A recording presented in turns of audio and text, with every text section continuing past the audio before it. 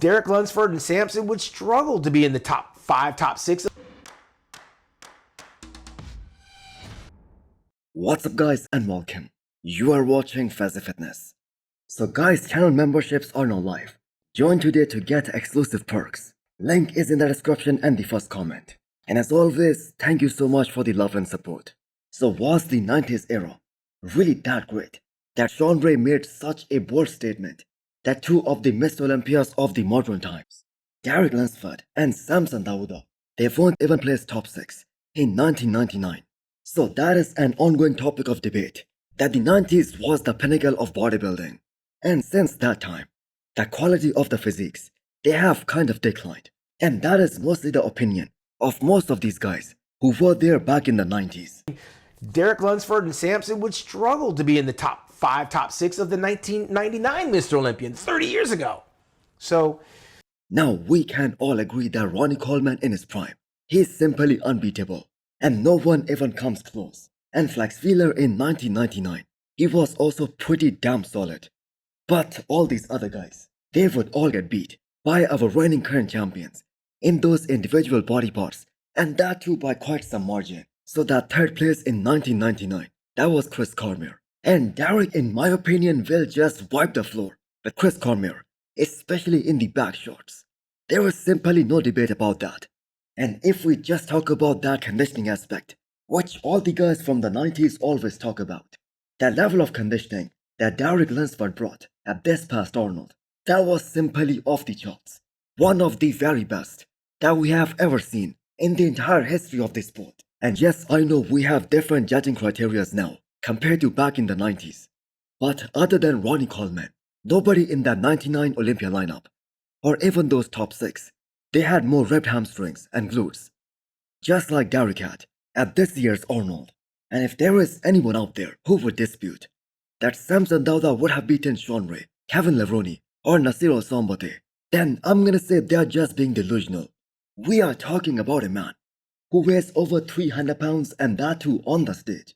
Yes, he was kinda off at this year's Arnold, especially at the prejudging, but take his Olympia physique for instance. That was extremely impressive by every standard of bodybuilding. The point I'm trying to make here is that we all love those legends of the 90s. They are all Hall of Famers. But people always tend to glorify the past. Even when they can't outbe pros, they are pretty damn solid and pretty impressive. So this whole discussion of which era of this sport was the best, that is kind of pointless. Because judging criteria was a bit different back then versus now. But saying two current active Olympia champions, they won't be able to make top 6, let's say 25 years ago, I'm not so sure that a lot of people are gonna agree with that. Now we already established that Ronnie Coleman was unbeatable, but other than him, every other pro out there, they had more than a few weaknesses. comparing eras is a very sensitive area because it seems like we're taking away from what the guys are doing today. Now if we talk about Sean Ray, and as great as he looked back in 1999, and the man delivered one of the most great, one of the most awesome routine of all time. He would be small. He would be very small, standing next to a guy like Samson Dauda, and even guys like Hadi Choopan. Now let me know what you guys think about this whole discussion in the comment section. Is it fair to compare different eras? And do you guys think that Samson and Derek, they won't be that comparable back in the 90s? Guys, Hosstile just launched some new signature and Dark Knight hoodies and new range of colors in their iconic Shield tee. So do check them out and use the code Fazi10 to get 10% extra discount. Next up, we have an update from Sergio Oliva Jr. Now we know he just isn't the most likable guy in the pro league out there, but you have got to give the credit where it's due. So he said that the world of bodybuilding, they will see the best legs they have ever seen on him this time around when he steps on stage in 2025, which by the way is gonna be in 2.5 weeks time at this upcoming FIBA Germany. And I have got to say the man is well on his way to accomplish that goal. So Sergio was very determined about his plans for 2025.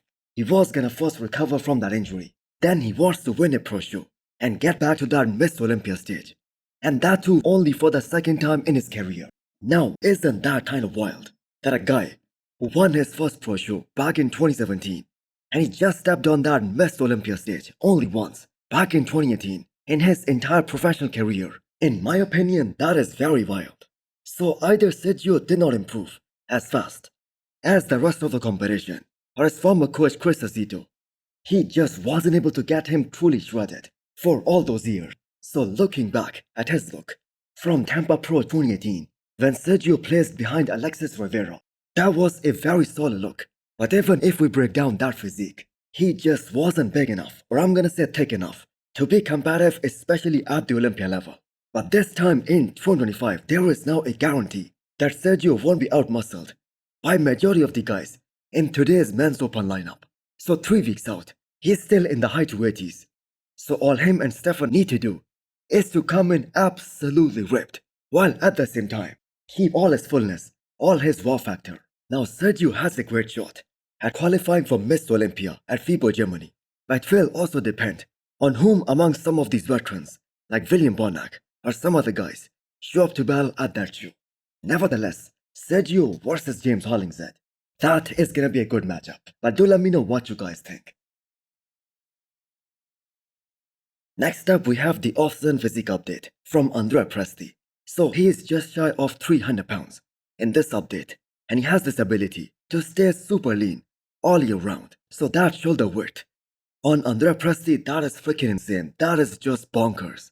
And you can only comprehend the kind of width this guy has when you see his comparison with some of the biggest guys out there. Him hitting the most muscular next to Brad Wilkin in 2022 and Michael Crizo in 2023 and Samson Dauda in 2024. That just perfectly illustrates how crazy big Presti is, especially when it comes to his upper body. Now he stood next to Samson Dauda in France last year, which was like the highlight of his career. And for a moment, just ignore his legs and just judge the upper half. He was beyond impressive in those comparisons, even standing next to a guy like Samson Dauda. And we saw the exact same pattern when he battled it out with Hunter Labrada just a couple of weeks before France Pro. If he had bare legs, if he had somewhat of a balance between his upper and lower body, he would have been placing at least top 10 at the Olympia every single year. But sadly, the discrepancy between his upper and lower half, that is just way too much for the judges to ignore. And we saw how he was penalized in the last 2 shows that he did at the end of 2024. So can Ronald Presti bring up his legs? The answer to that question is yes, he can. Looking at his physique from 2021, the year he made his Olympia debut, to the one that he presented last year, his quads have continuously been improving, but at a very slow pace. So 2024, that was a very unlucky year for Ronald Presti, that he placed runner-up 3 times in 3 shows back-to-back.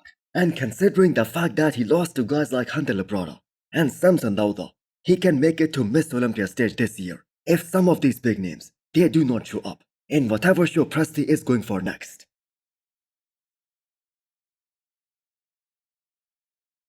Next up, we have the physique update from Quinton Beastwood. So looking at that physique from the offseason, what is this guy really missing? He's very bubbly, he's round, and even at this point in time, he has those awesome aesthetics, very nice symmetry, and maybe this is the year when Quinton finally puts it all together and brings his all-time best, and he finally steps on that Miss Olympia stage. Because he has been competing as a pro for more than 5 years now. Now it is high time for him that he delivers and lives up to his true potential and lives up to the hype that people have always built around him. So the biggest disadvantage that all of these tall guys have, especially in the men's open, unless you have genetics like Samson Dauda or Andrew Jacked, who can get bigger at a very fast pace, is that it takes a lifetime to properly fill out a frame, and that too up to a point where there are no holes left in the physique. Now if we take a look at Quinton's last 2 shows, the main reason he wasn't able to win was because he just wasn't big enough. And this especially applies to that New York Pro package. That was a big misjudgment on Matt Jensen's part, that Quinton looked like he regressed in his overall physique in the last 2 years, despite going beyond 320 pounds in the offseason. Now all Quinton needs to remember is that the judges placed him second behind Akeem Williams in Toronto Pro, despite him not having the best condition. That is how good his genetics are. Now we expect him to win his first pro show sometime this year and make it to that Miss Olympia stage. Next up, we have a 1 week out physique update from Ron Gordon. Kind of surprised why people did not mention his name when they talk about the current RB pros with the biggest arms. So his arms are totally insane. And honestly, this is what we can call mass with class.